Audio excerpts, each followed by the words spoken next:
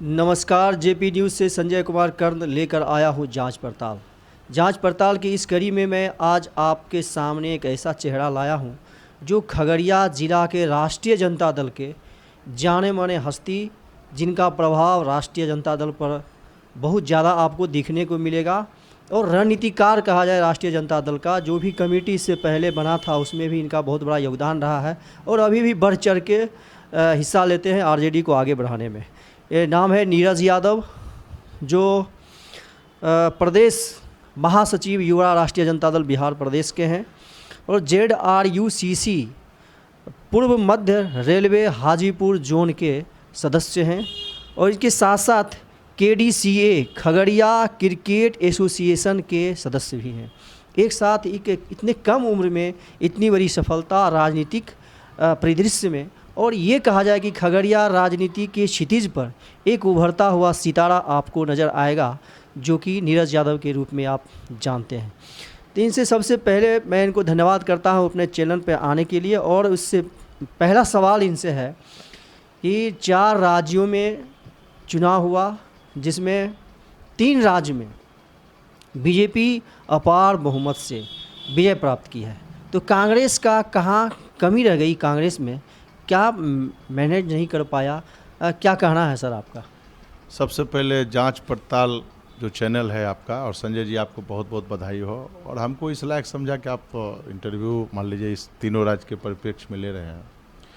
देखिए, कार्यकर्ता कोई भी पार्टी हो, अगर आप ज़मीन से जुड़े हुए नहीं रहिएगा, कार्यकर्ता की उपेक्षा कीजिएगा, कार्यकर्ता का सम्मान नहीं कीजिएगा, और अगर आप बड़े भाई के रोल में जिस भी राज्य में हैं, छोटा भाई अगर कमज़ोर है तो उसको अगर आप दबाना चाहिएगा, उसको नष्ट करना चाहिएगा, बेतुका बयान दीजिएगा, जो छोटे दल वहाँ जिस राज्य में छोटे दल वहाँ पर हैं वहाँ पर उसके राष्ट्रीय नेता को आप अनर्गल बयानबाजी कीजिएगा, उसी का परिणाम है। कांग्रेस को अपने देखिए, घमंड तो रावण का भी नहीं रहा, और कांग्रेस ने भी वहाँ पर कुछ गलतियाँ की। जैसे आप मध्य प्रदेश की जहाँ तक बात आप लेते हैं, मध्य प्रदेश में हम आपको बता दें कि वहाँ पर समाजवादी पार्टी और बहुजन समाज पार्टी का हमेशा से 3-4 विधायक रहा है। माननीय अखिलेश यादव ने उन कांग्रेस पार्टी से बोला कि हमको 5 सीट दे दीजिए। जैसे पांडव ने 5 गांव मांगा, इन्होंने बोला 5 सीट हमको दे दीजिए। तो कमलनाथ जी ने कहा कि कौन है अखिलेश कौन है, इस तरह का बयानबाजी वो दिए। दूसरा बात यह है कि आज वो परिणाम जब आप आया, तो आप जब उसका स्ट्रेटेजिक जब आप रिव्यू कीजिएगा तो उसमें ये आता है कि 36 जगह समाजवादी पार्टी का कैंडिडेट ने उतारा, और 36 में से आपको ये हैरानी होगा कि 19 से 20 जगह समाजवादी पार्टी को 36,000 प्लस वोट आया।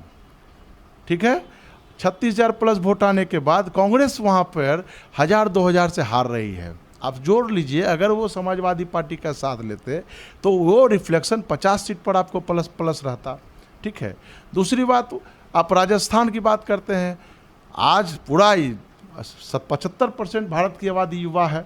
वहाँ पर लोग युवा चेहरा चाह रहा था, लेकिन वहाँ पर जो आलाकमान का जो मान लीजिए जो सिस्टम रहा, और कांग्रेस मान लीजिए कुछ न कुछ वहाँ पर सामंजस्य में कमी रहा। ये बात हम ज़्यादा क्या बोलें, छोटा मुंह बड़ी बात, सामंजस्य में कमी रहा, जिस कारण से ये रहा। लेकिन आज के परिदृश्य में आप ये कर लिए, आपको बड़ा दिल दिखाना पड़ेगा। यानी कि कार्यकर्ताओं की उपेक्षा के कारण, छोटी छोटी चीज़ों पर ध्यान नहीं देने के कारण से भी एक छोटी कम मार्जिन से हारता है, तो मतलब कार्यकर्ता की उपेक्षा होती है। आगामी लोकसभा चुनाव 2024 में इस चुनाव का क्या प्रभाव पड़ सकता है, खास करके बिहार की राजनीति पर? देखिए, कोई प्रभाव नहीं पड़ेगा। ये समझिए कि जो अभी जो परिदृश्य है ना, उसमें बिहार में जो हम लोग का जातिगत जनगणना हुआ, ओबीसी फैक्टर है। दूसरा बात, कांग्रेस को समझना पड़ेगा कि जिस स्टेट में मान लीजिए कि छोटे दल, मान लीजिए हमारा जैसे राष्ट्रीय जनता दल है, यहाँ पर जदयू है, तो राष्ट्रीय जनता दल यहाँ पर ड्राइविंग मोड पे है। आपको उसको अधिकार देना पड़ेगा सामंजस्य करने के लिए कि राष्ट्रीय जनता दल को आगे बढ़ करके इसको आगे बढ़ाना है, और आपको देखना है कि कांग्रेस कहाँ पे एडजस्ट हो रहा है। ये चीज़ आपको देखना पड़ेगा। और छोटे दल मतलब जो राष्ट्रीय जनता दल को भी ये और जदयू को भी ये है ना कि उसको कांग्रेस को कैसे सामंजस्य करना है, कौन सी सीट जीत दी रही है, जीतने वाले उम्मीदवार को और जीतने वाले सीट पर ही गठबंधन हो, जहाँ पर जो पार्टी मजबूत हो उस पार्टी को वहाँ पर गठबंधन में जगह दिया जाए। यानी कि इनको जो है सो स्टीयरिंग सीट पर जो क्षेत्रीय दल जो हैं उनको निश्चित रूप से स्टीयरिंग उसको जो इंडिया गठबंधन के जिस स्टेट में जिस भी पार्टी का मान लीजिए जनाधार ज़्यादा है उसको ड्राइविंग मोड पे आना है।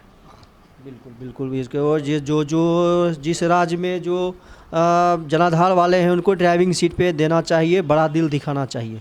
इस चुनाव में इंडिया गठबंधन के कौन ऐसे नेता हैं जिसने अपना चुनाव कैंडिडेट वहाँ इन चारों राज्यों में नहीं उतार करके एक बड़ा दिल दिखाया है गठबंधन को बचाने के लिए या बीजेपी को हराने के लिए?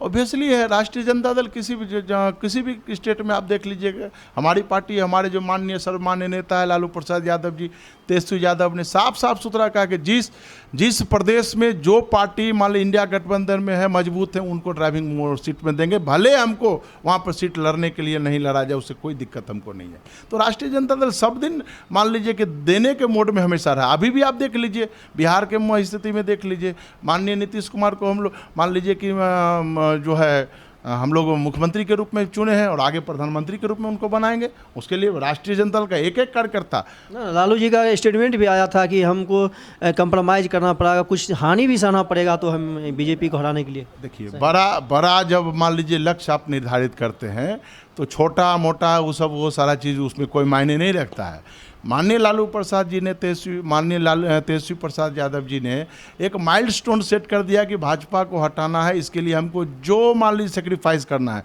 उसको हम सेक्रीफाइस करेंगे।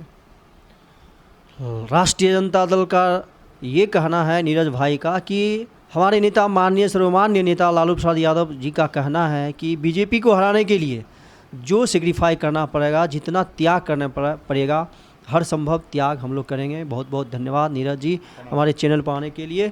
और जो भी हमारे इस चैनल को देख रहे हैं यह कंटेंट अच्छा लगा हो तो हमारे JP News 23 फेसबुक पेज को लाइक करें, शेयर करें, फॉलो करें और JP_News 23 यूट्यूब चैनल को सब्सक्राइब करें। बहुत बहुत धन्यवाद।